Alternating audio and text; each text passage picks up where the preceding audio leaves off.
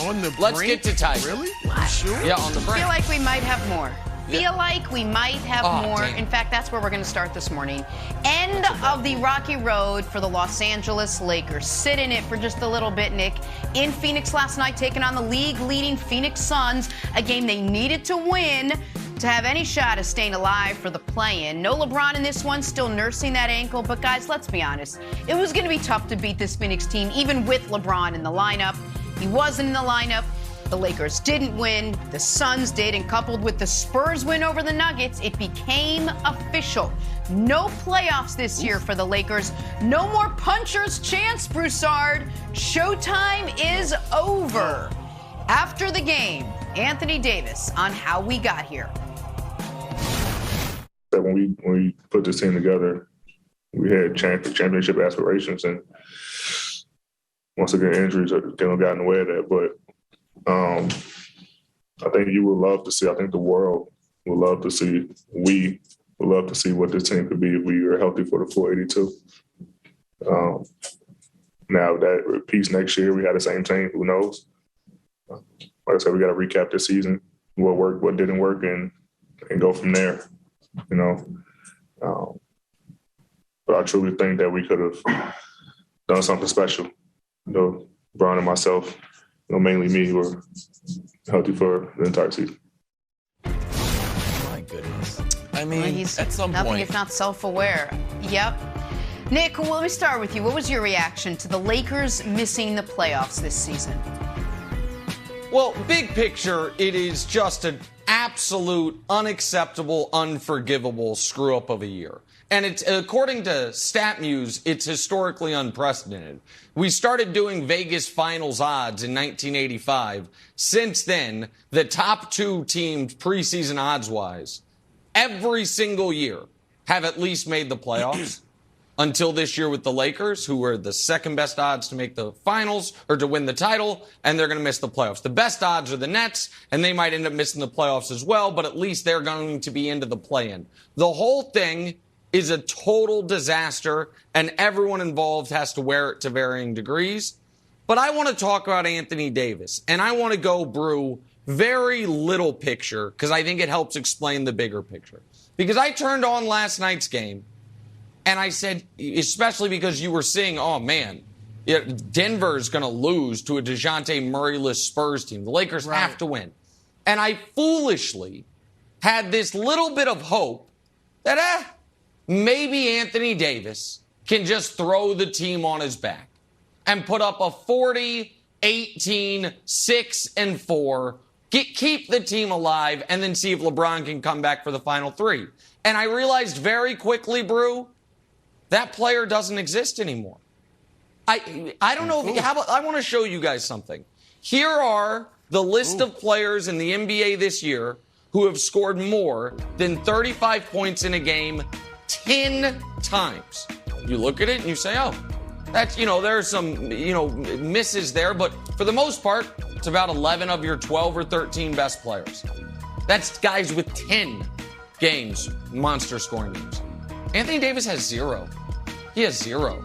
And he didn't used to be this player. His last year in New Orleans, he went for 35 plus 10 times. The year before, the year that they were really good and won a playoff series, he went for more than 35 17 times. His first year with the Lakers, he did it 9 times. I know he's only played 40 games. He did it 0 times. All year long. And if scoring's not your favorite thing, you want to go by game score, Basketball Reference's kind of catch-all metric for a great game. A really good game is a game score of 30. A great game is a game score of 35. Brew, 3 times all year, he had a game score of 30. Embiid's done it close to 30. Like, it was 0 times all year, he had a game score of over 35. I don't know what's happened, but I do know this. It's not just injuries. It's not like, well, when Anthony Davis was out there, they were awesome. He played 40 games. That's right. And last night was another one. It's like, okay, he was fine. So that's kind of the small picture. That's a bigger picture for the Lakers. What's happened to Anthony Davis?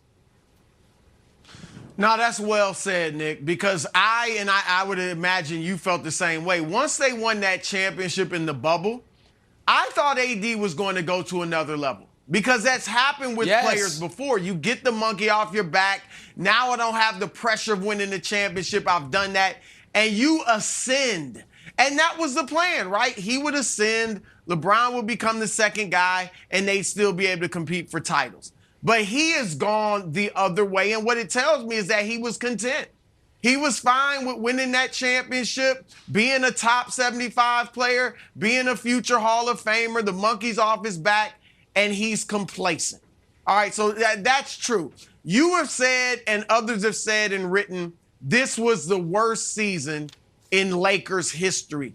And that is true. This is an incredibly successful franchise. And I don't mean just since Showtime.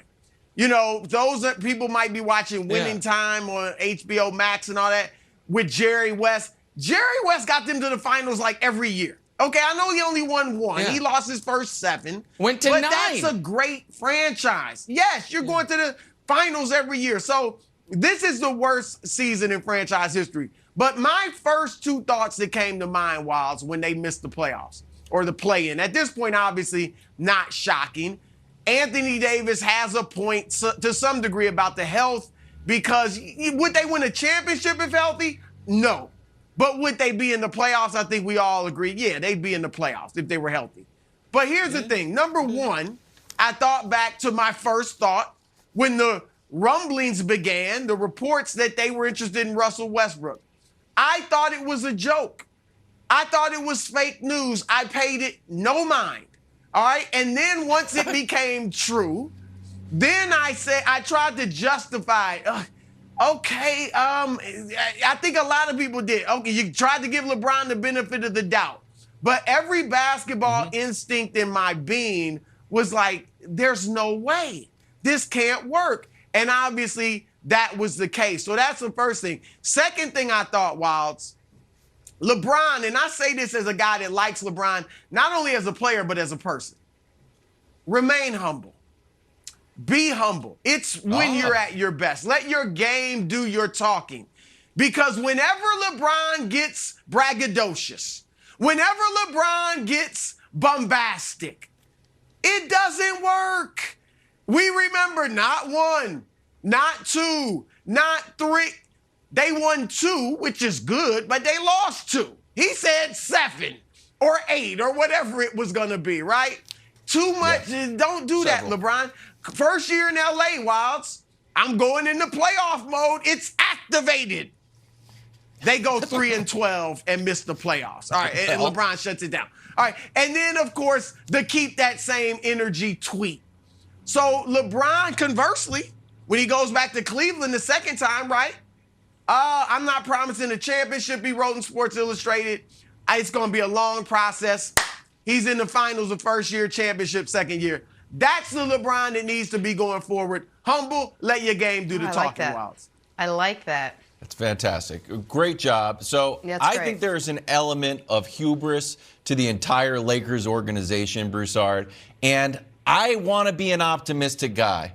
But optimism every morning wakes up with BS and it's like, hey, we got to stay on different sides of the fence. And BS is like, yeah, okay, I'll be over here. And optimism is like over here.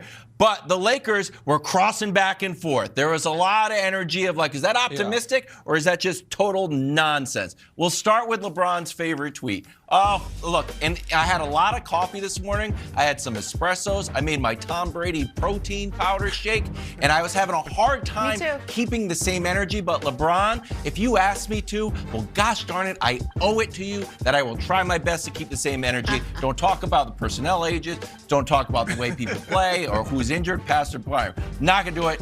Keep that same narrative energy. Okay, here I go. Number 2, who else said some crazy things? Rob Pelinka, preseason. Brian Windhorst and Pablo were talking about yesterday. I'm gonna watch this clip for myself. You could say this room has the greatest basketball talent assembled on a team in recent history. To Rob's credit, he did talk about the mindset that you need to be a champion. Also, to Rob's credit, he did dismantle a team that won a championship and had the #1 defense and set Caruso packing, even though he wanted to come back for less money. Hey, is what it is. Number 3, Westbrook. This is a favorite one of ours. Remember when Westbrook was shooting poorly? And they're like, hey, the game wasn't going your way. What's the deal? He's like, I disagree. My game's not predicated on shots or if I turn the ball over. I miss some shots, part of the game. I'm allowed to miss shots. I can do that. Like any other player, I can turn the ball over too. Hey, why not? That's all part of the game. Kind of right. Probably not the perfect answer. If I was a game show host, I would say,